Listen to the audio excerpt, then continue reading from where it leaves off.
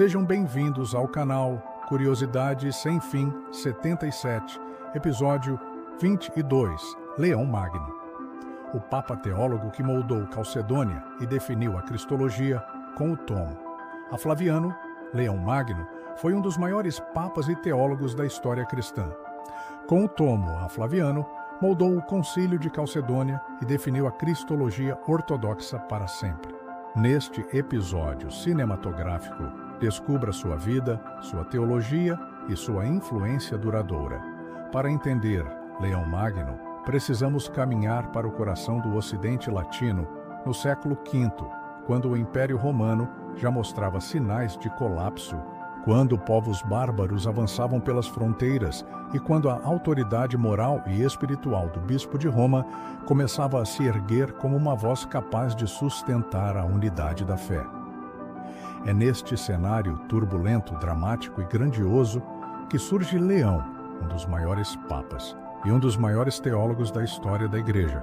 Leão nasceu no final do século IV, provavelmente por volta do ano 390, em território italiano. Desde jovem destacou-se por sua capacidade de liderança, eloquência e profundo conhecimento das Escrituras.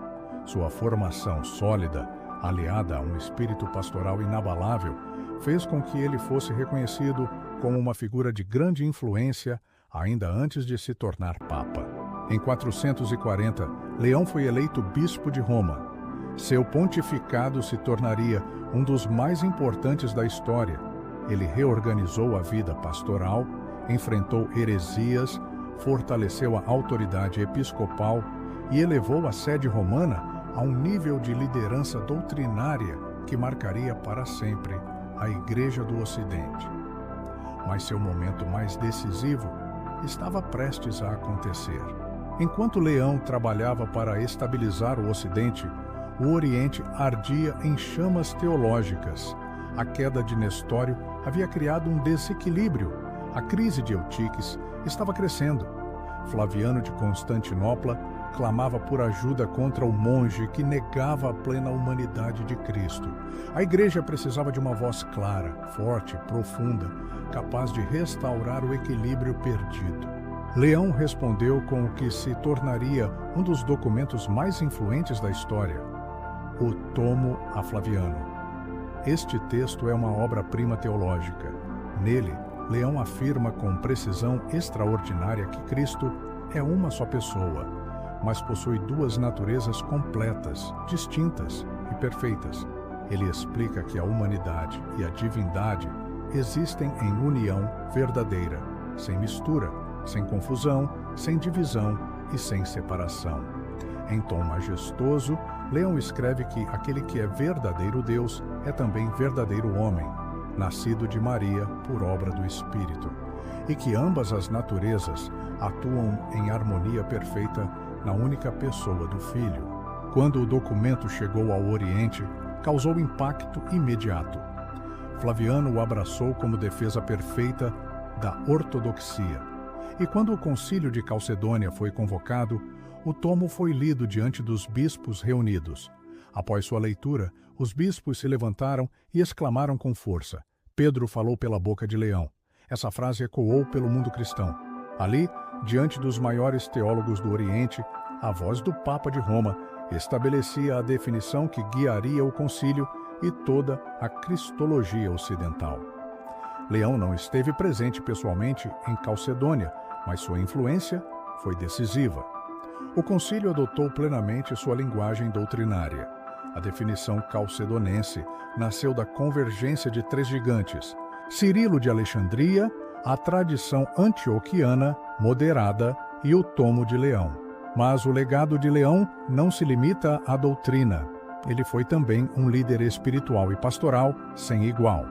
Em 452, quando Átila, o rei dos hunos, avançou sobre a Itália, devastando cidades e espalhando terror, Leão foi pessoalmente ao encontro de Átila.